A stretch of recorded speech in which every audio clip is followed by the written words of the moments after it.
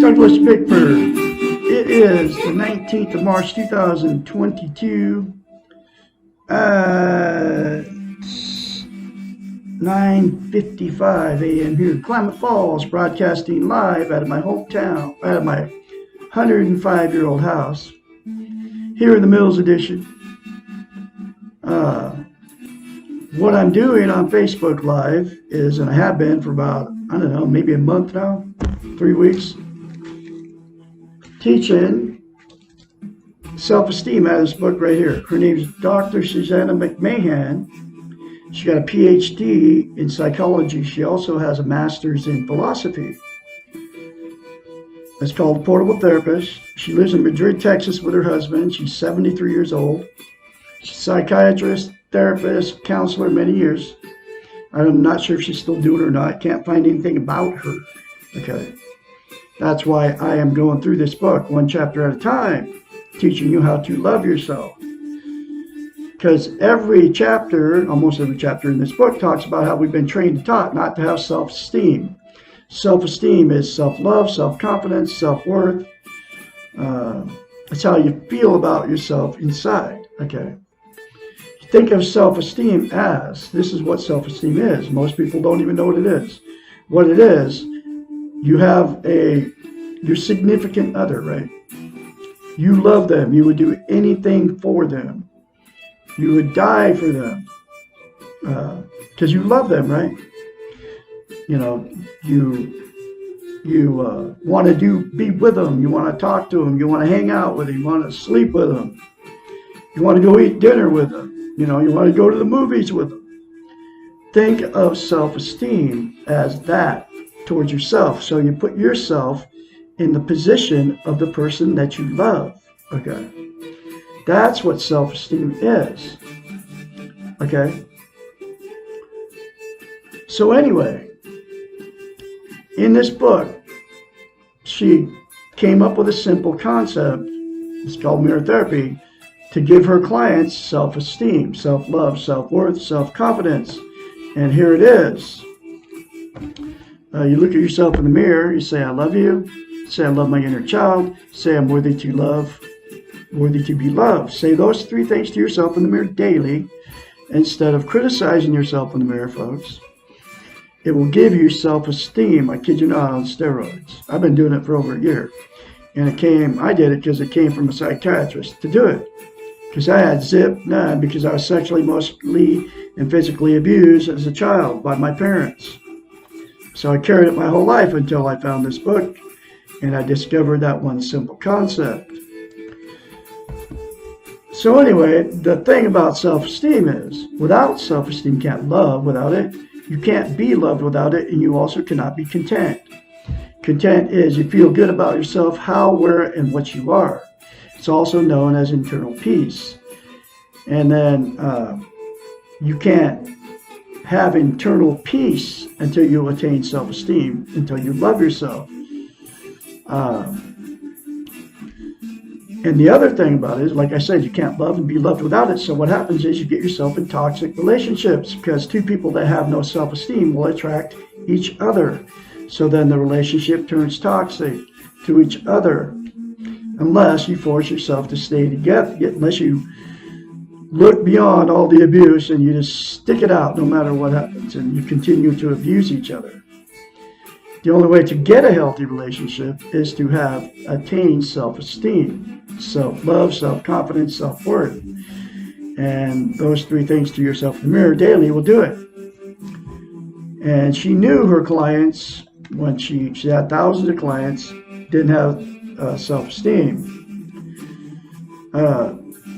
Because it's been trained out of us, okay, by the TVs, radios, newspapers.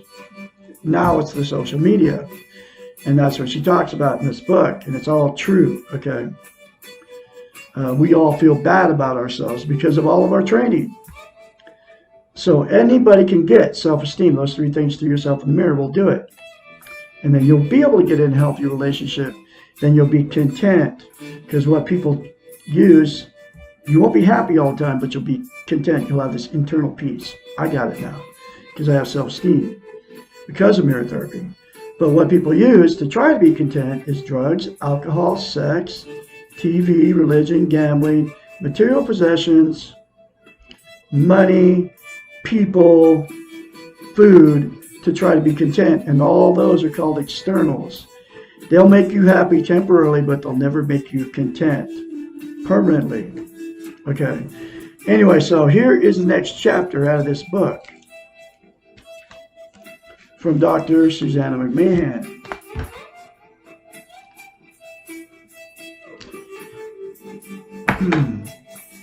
Does self-esteem mean being selfish? Chapter 23. Literally, yes. But only if selfish is defined as taking care of the self or selfish.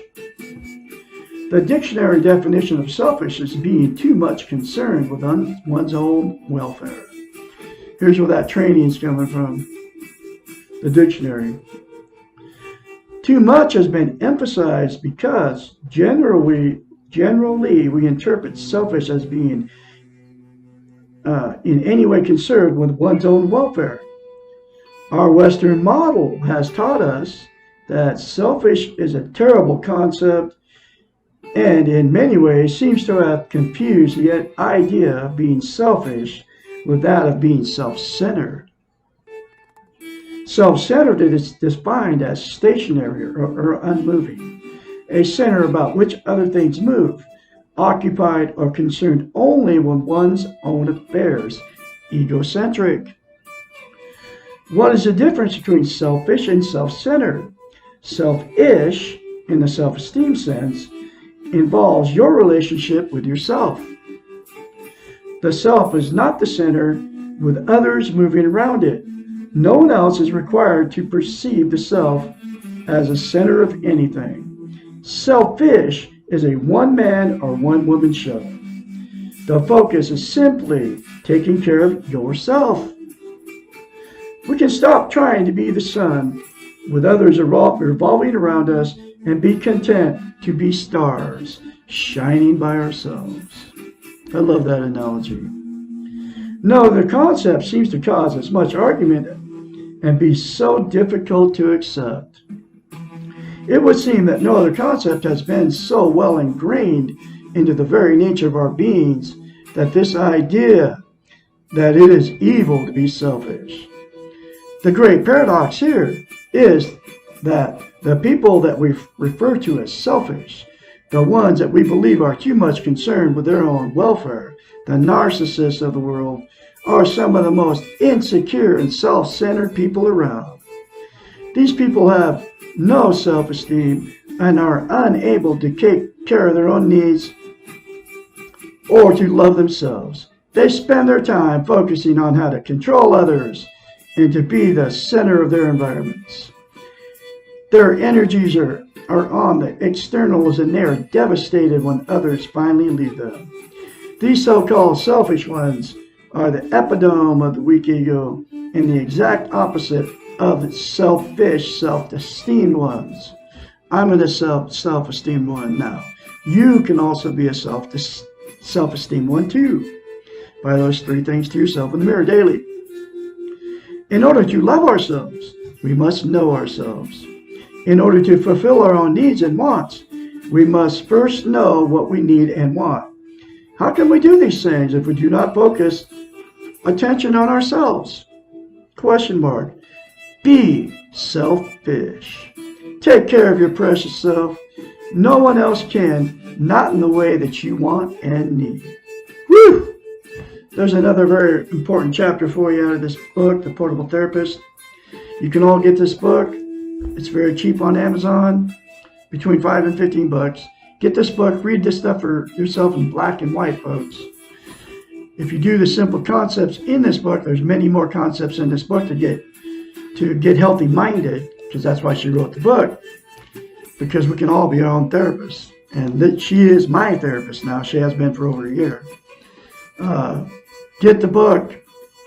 I can be your mentor when you start going through this change. Only when you start saying, I love you in the mirror, you get this book and start reading it and start changing from the inside. Call me and I can encourage you along the way. 458-232-5238. Okay. That's all I want from you, is to help you attain self-love, self-esteem. I don't want your money. I don't want nothing. I just want your attention long enough in this video to learn how to love yourself. That's it. I'll have another chapter for you tomorrow, which will be, can too much self-esteem lead to self-centeredness? Y'all have a great day out there, and I'll talk to you tomorrow.